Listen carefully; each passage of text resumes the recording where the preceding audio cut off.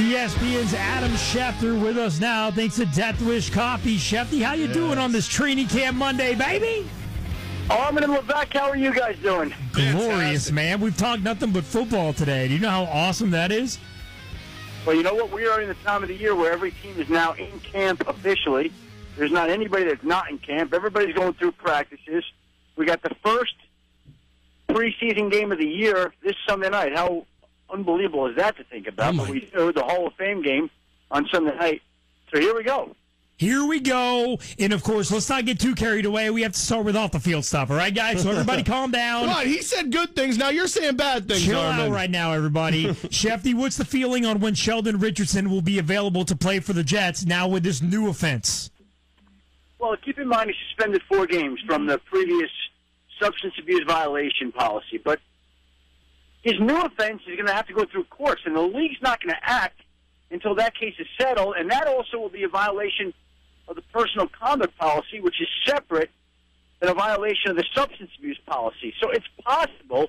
We've seen it in the past where players have pushed off cases. I could see him getting 4 games next year. So he starts this year, suspended for 4 games, and then next year, 4 more games. That's possible. But, again, the league will wait till the court case plays itself out. Once it does, the league will make a determination about what is the proper discipline. But just because he was suspended this time doesn't mean that suspension and discipline will be related to the next suspension and discipline. Now, see, Shefty, when I looked at all this, I thought there was probably a good chance we don't see Sheldon Richardson this whole season. No, that would be incorrect. I think we'll see him after 4 games this season. I mean, that's when you'll see him. You'll still see him in week 5 or whenever it is that his current substance abuse policy suspension expires. Is the biggest concern here that he hid it from the team, Adam? I don't know that that's the biggest concern. I mean, you could put all these things in one big, hopper, and they're all disconcerting in their own way. They're disconcerting in the sense that this happens 10 days after he's suspended for substance abuse. This happens with a 12-year-old in the car. This happens when it's possible the legal system could perhaps pursue child abuse charges. I mean, there are a lot of things that are disconcerting about this. You got a loaded gun in the car. You got a guy driving 143 miles an hour allegedly. I mean, to say that he hit it for the team, that's one of many things that are troubling here. ESPN's Adam Schefter with Armen and Levack. Thanks to Death Wish Coffee, the world's strongest coffee. So if you have to hazard a guess, who plays more NFL games this year, Sheldon Richardson or Jason Pierre-Paul? Great question. I would say they'll play about the same number of games this year. Look, Sheldon Richardson's going to miss 4 games. JPP is not going to sign that tender until he feels like he's ready. The Giants might want to put him on NFI, which is the non-football injury list. If they put him on non-football injury, he misses 6 games. I think there's going to be a negotiation, a battle to make sure that he doesn't go on NFI. But the question is, when is he going to be ready to play? And I don't know that anybody knows. But if I were to venture a guess, I would say he and Sheldon Richardson on similar trajectories right now. Adam Schefter, thanks to Death Wish Coffee. Shefty, Jerry Reese spoke over the weekend, said that he spoke to JPP. As you reported, he talked to the defensive line coach. John Mara said today he's spoken to JPP. Is this the biggest step in the right direction that we've seen since July 4th? Well, listen, you want the sides communicating. There's no question about that. And communication's key here. But the fact of the matter is, it doesn't explain everything that's transpired between JPP and the team. I think there's some bad feelings built up on both sides that they're going to have to overcome. And who knows how those conversations went. We don't know what happened in the course of those conversations. But I think that both sides right now are disappointed with the other and how this is all played out. And so, again, I think right now, you hate to look at it this way, but it's a business deal for JPP. And he's trying to do what's best for him in a business standpoint. So even though it kind of looks nice that the team has actually finally had contact with him, we're still right where we were from the beginning. When he's healthy to play, that's when he shows up. Yeah, I mean, listen, I don't know. I'm not privy to the conversations between he and the team. So for all I know, they said, "Oh, we love you. You love us, and let's just get the settled. He's coming in tonight." I don't think that's the case. I don't think we're going to see him, and I don't think we were ever going to see him, even if the fireworks incident hadn't happened, until the end of training camp. I never thought that we would see him at that time because he was not happy with his contractual situation. Keep in mind, he was tagged as their franchise player, had not signed an extension, wanted an extension, didn't get an extension, and I think there was some easiness about that. And because of that, I think we wouldn't have seen him until the end of the preseason anyway, and then you throw in the July 4th incident, that just complicates things, and he's tried to heal on his own before he goes in there and takes a physical. He does not want to be on the NFL list. ESPN's Adam Schefter thinks of Death Wish Coffee. Schefty, with the Aaron Kromer suspension, the Bills' offensive line coach, of 6 games, did the Bills at all factor in that the charges were dropped, or does that not carry any weight anymore in today's NFL? Well, they were dropped because the judge there, or the legal officer, said that the two sides reached an amicable settlement, whatever that was. It may have just been, oh, we'll give you guys tickets to the Bills games. You know, who knows what was involved in the victims not pursuing any legal action. And so the Bills looked into it and gathered all the facts. And when the Bills gathered all the facts, he felt that the proper punishment was suspending Aaron Kromer 6 games without pay. Now, think about that. That's a hefty punishment. If anybody lost 6/17 of their salary, okay, that's basically a third of their salary. You know, if you're making $50 a year, you just lost about $17. You're down to 34 or 33. So that's a big hit. But I think a lot of people feel like he's fortunate to have a job. They did allow him to keep his job, so that's good for him. And he's going to miss the first 6 games. And this is in the press release, the Bills said they worked with the NFL on this. So are we led to believe there will be no further punishment? This is it. I believe that's correct. The teams can take the lead. They have taken the lead.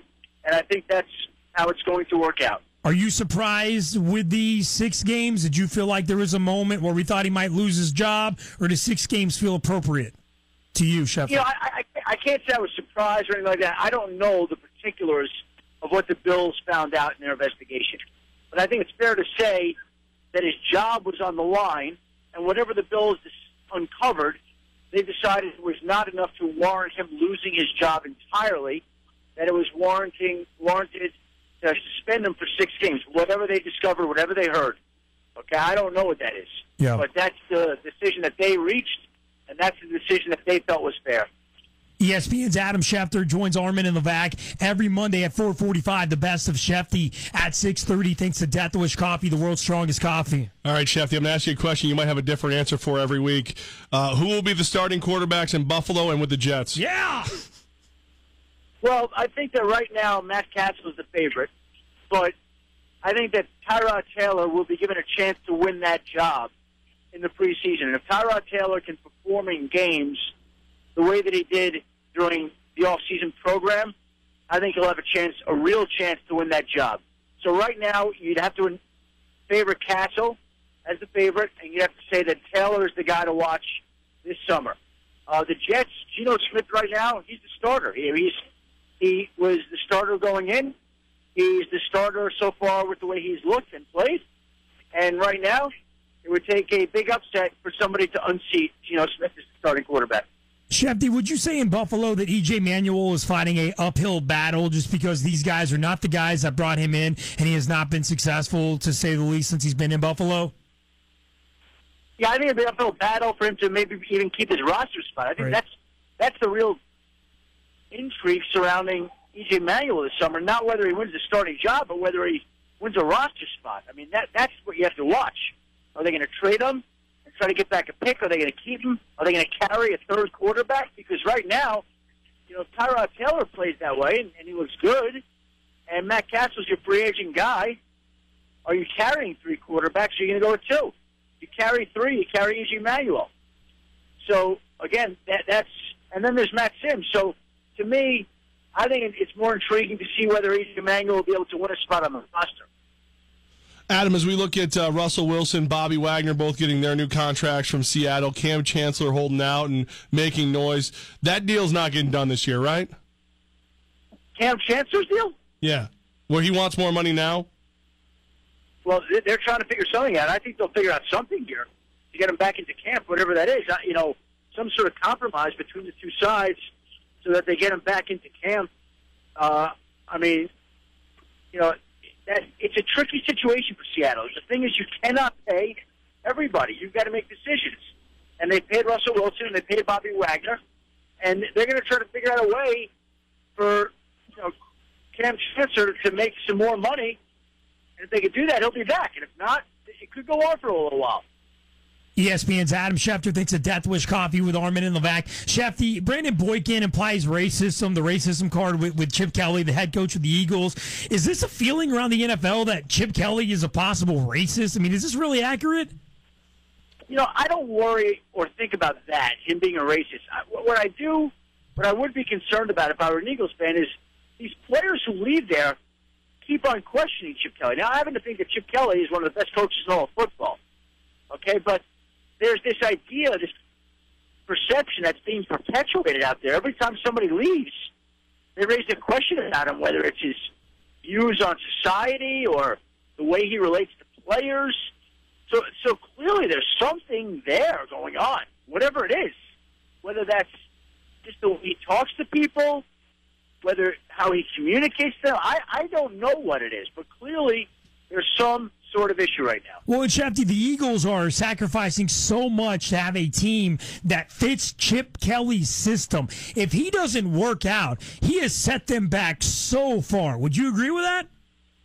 No, I wouldn't. I think that your job is to acquire talent and to build the best roster possible, and I think that they still have a lot of talent. Yes, they lost talent, but what did they really lose? Like Jeremy Maclin, they lost, and he was a very good receiver, but they drafted Nelson Aguilar in the first round.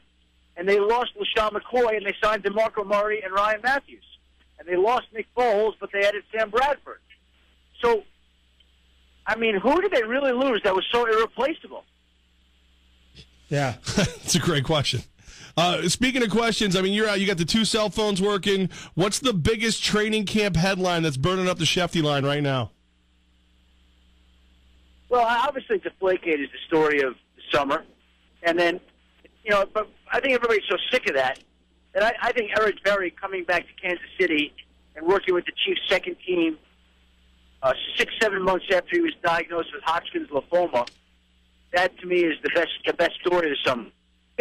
We get enough stories about Aaron Cromer and JPP and whoever else it may be in Deflategate that it's nice to be able to talk about something that's inspirational and motivational, and that's the return of Eric Berry right now. Shefty, remind us what the outlook was on Eric Berry when he was diagnosed last year, because it was grim, right? Well, I think there are a lot of people who wonder whether he would ever play football again. Yeah. I mean, you don't know how somebody's going to bounce back from that, how they're going to adapt to that, how their body's going to react to that. And fortunately for him, everything seems to have gone the right direction. He's back in Chiefs camp, which a lot of people wondered whether he would or wouldn't be. He's doing what he does, and it's great to see him. He's a great player. He's an inspiration. The people who know him, who train with him, talk about what a tremendous man he is. And that's something that I think gives a lot of hope to a lot of people out there. He's our buddy Adam Schefter. He has 2 cell phones with 2 cell phone plans, 2 different providers. Let it be known right here with Armen and Levack. Shefty, great talking to you this week, man. Hey, guys, have a great week. We'll talk to you next Monday. Sounds good, man. Talk to you then. There he goes. Adam Schefter, thanks to Death Wish Coffee, the world's strongest coffee. I love Shefty because he's one of those guys like, Shefty, I believe this. What do you think? And he's like, hey, you're a dumbass. Let me tell you what the story really is. Have you noticed, too, like each week his energy level's gotten higher? Like the closer we get to the start of NFL stuff, he's become stronger. It's like Superman closer to the yellow sun. Yeah. He's like me after I finished a full pot of Death Wish. Like that's where he's getting to. Well, Death Wish Coffee it's produced right here out of Round Lake, New York. Support the best right here locally. They were #1 on Amazon.com during the holiday season for a reason. And tonight, Ice Road Truckers season premiere, Lisa Kelly will be wearing a hoodie throughout the entire show, a Death Wish Coffee hoodie. They need their own show. Death Wish Coffee going global. Catch them tonight. They do. You're really in on that. They are as entertaining as the coffee is good. Mention Armen and Levack, ESPN actually, in the promo code at deathwishcoffee.com. Get 10% off. Mets fan, you deserve a standing ovation.